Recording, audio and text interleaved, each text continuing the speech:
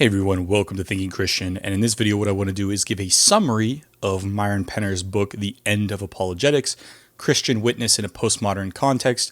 I'm going to split up my review and summary of this book into two different videos because there's a lot to this book and I don't want my particular reaction or thoughts on the book, which I think is a great book. I think it's definitely worth reading, but I don't want that to overshadow the point of the book. So this video, I'm going to try to stay away from providing my own personal opinions or reactions and instead try to present the main article of this book. But I guess the most I'll say is I enjoy it and I think you should read it. I may not agree with everything, but I think Penner makes some really interesting and important points. So let's go ahead and get started. This book came out in 2013 and it got the Christianity Today Book Award in 2014. And, you know, it's funny. A lot of the books that Christianity Today recommends, that they select a lot of books for their book awards. All the ones that I've read that they've recommended, or most often it's I'll read a book and then later I'll learn that they got the Christianity Today Book Award, have been excellent books. So whoever's there on their staff picking books, things like Scandal of the Evangelical Mind, James Davison Hunter's Culture Wars, the new book by Rebecca McLaughlin, those books, I mean, they've all been incredible. So they have good reviews. Now, Penner got his PhD in philosophy at Purdue, and this was in 2007, and it really shows. So he starts by basically citing two of my favorite books by really well-regarded philosophers. Actually, both of these are Catholic philosophers. After Virtue by Alistair MacIntyre and A Secular Age by Charles Taylor. So it gets off to a very strong start, and that's what I'll say about that. And really, the main point of this book, the way I could sum it up, is 1 Corinthians 8:1, the idea that knowledge puffs up, but love builds up. So let's talk about the main point of this book. His point is basically that not only can apologetics curse, it actually is a curse. So Penner's not a fan of traditional apologetics, and he has several critiques of apologetics that I want to talk about. So the main one is that it gives up too much by trying to argue belief in Christianity is rationally warranted. Now, it's not that Penner thinks Christianity is not rationally warranted, but that it doesn't need to be. And not for the same reason somebody like Alvin Plantinga thinks this. Number two, it focuses too much on the genius of the apologist rather than on trying to be edifying or trying to build people up, edifying like edifice, like a building. Number three, it ends up basically doing apologetic violence. The idea is sometimes it ends up beating people over the head with rational arguments to show they are wrong. Number four, it doesn't transcend the sort of power politics of trying to establish cultural hegemony. So once again, his argument is, yeah, you have these new atheists who are trying to maybe get religion out of the public sphere, and then he thinks apologists are basically doing the same thing in reverse. They're trying to put religion back into the public sphere. They're not really transcending this idea of trying to influence politics or influence popular culture. And five, it creates this sort of apologetics industry or apologetics industrial complex that sells books. Once again, going back into this genius idea, it's building up these individual people and creating a market for specific arguments and trying for people to win. It's like this sort of battle. So the first thing I want to talk about is the distinction between modernism and postmodernism, because Penner's suggestion is Christianity and postmodernism actually fit very well together, which is surprising because postmodernism tends to be skeptical of meta-narratives, and Christianity is, in some ways, a meta-narrative, a way about seeing the world. So let's try to get definitions of these things. Now, postmodernism doesn't really have a definition other than being skeptical and perhaps rejecting modernity. One of the things we see in postmodernism is a skepticism about any sort of continued meaning in language, the idea that language has these overall meanings that don't change over time. So the fact that postmodernism doesn't really have a definition is kind of a feature, not a bug. But we can get a definition of modernism and then understand postmodernism as perhaps a reaction to modernism or modernity. So modernism is basically, Penner says it like this: philosophical modernism and the Enlightenment is marked by an attempt to free human thought from its dependence on external sources, such as traditions, assumptions, or other authorities for the grounds of belief. And he argues that the ethos of modernity is defined by secularity, in which the existence of God is not intuitively plausible, and the reasons we have for believing in God or anything else must be objective, universal, and neutral. So you can see here, this is a tie-in quite a bit with Charles Taylor's A Secular Age. If you don't want to read Taylor's massive book, there's a great series of articles on partially examined life that go through some of Taylor's theses that is worth looking at. I mean, Taylor's book is great. It's definitely worth reading, but it is massive. So if you want a TLDR version of that, I'll put a link in the description. So we can understand postmodernism as basically an embrace of more of the personal narrative side and a skepticism of meta-narratives, or a skepticism of the idea that people are objective or can find objective truth. So as a result, it kind of sees Enlightenment rationality as naive and maybe even irrational. And the one thing I want to mention here, and this book did a really good job, because I used to be very skeptical of postmodernism, and it differentiates between ontology and epistemology. It's not that postmodernism is necessarily skeptical of objective truth, because if it said, it is objectively true that there is no objective truth, that would be its own objective claim, and it would be self-defeating. Rather, I think it's more skeptical, and this is the key, on epistemology. It's not saying there's no such thing as objective truth. It's just saying, are we ever at a place where we can totally remove ourselves from our own biases and really see the truth objectively? As a result, postmodernism is going to question our access to truth, not whether or not absolute truth exists. And Penner really reinforces this point. He says, I do not take this, however, as a thesis about the possibility of truth for humans, but as a commentary on its availability. Here we see this ontological and epistemic sort of distinction.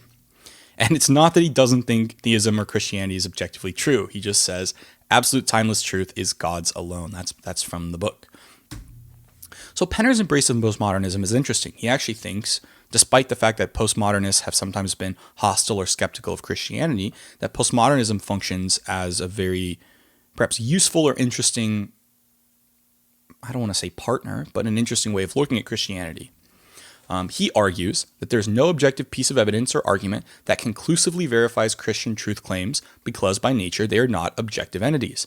This does not mean we have no reasons for belief or we cannot reason about faith. Once again, it's not that he thinks that basically, Christianity is any less objective than other things, but he's just skeptical of anyone's ability to have objective truth or find it. And he says, his reason for embracing postmodernism is he believes that postmodern functions as a critique of modernity, and that modernity itself has these sort of atheistic impulses. He argues that his strategy is, he says, basically my strategy is try to make the modern apologetic paradigm look bad by using different metaphors than those it employs, and in a sense, by changing the subject in the hope that I might outflank objections by painting a picture that resonates deeply with Christians.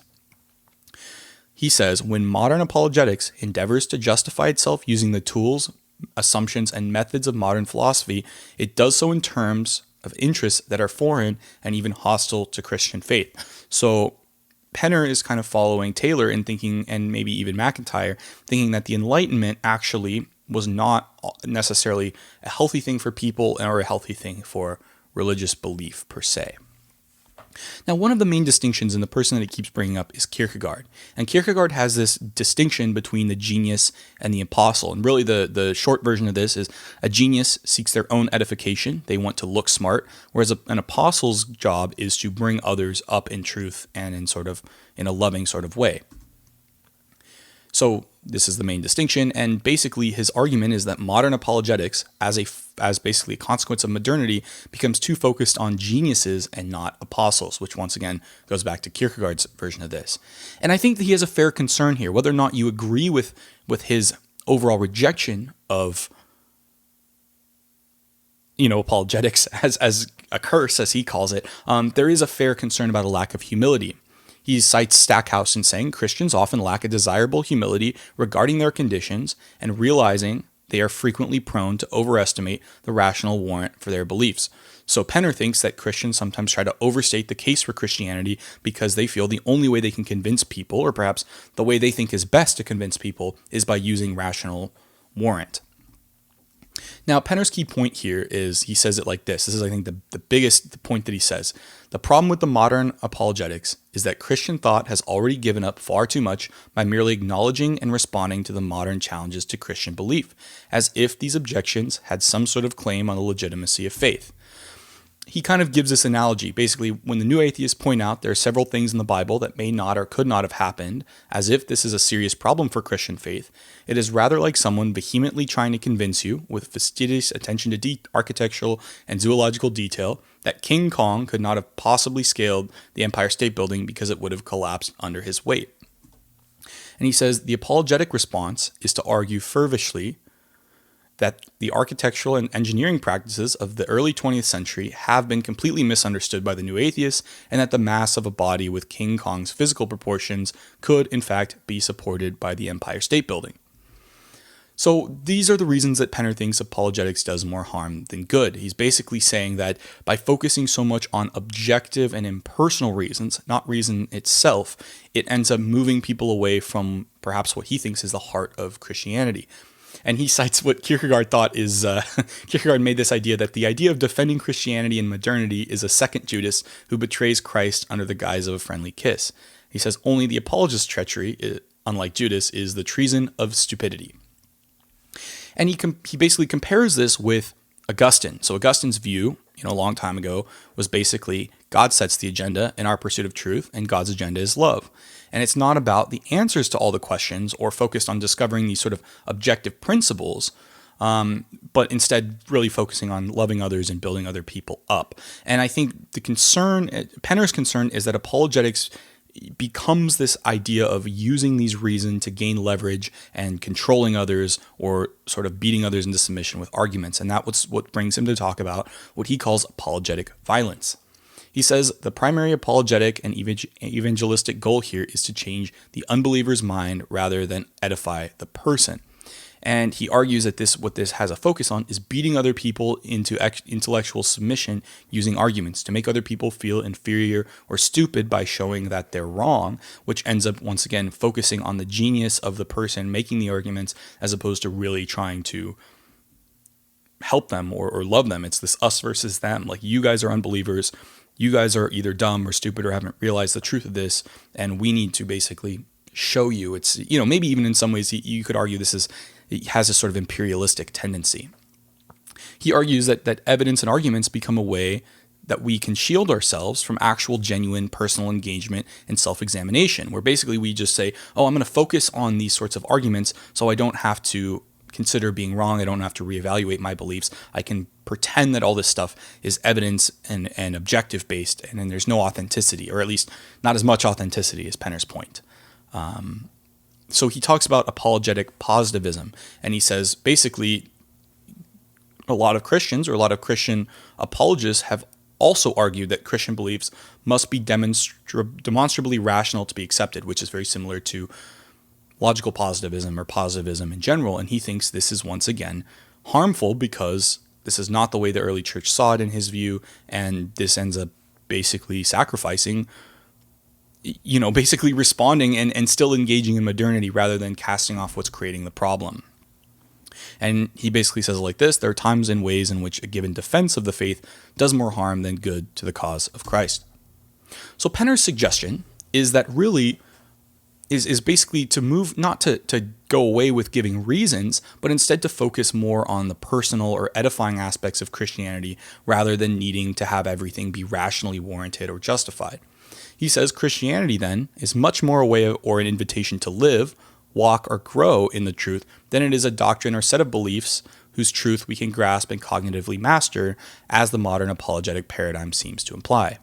Once again, he does say there are going to be logic, arguments, evidence, these sorts of things, but really the idea here in Penner's view is that these are invitations for responses from differing points of view rather than an attempt to master the truth and then try to imperialize this on other people. He argues that the Christian apostle is one who has been edified by the truth and has also been dislocated by it and has been or is going through the violent process of being remade by something that is beyond the self. So anyway, thanks for watching. Let me know what your thoughts are. Let me know if you've read the book, and I'll also post my review at another time. Have a good one.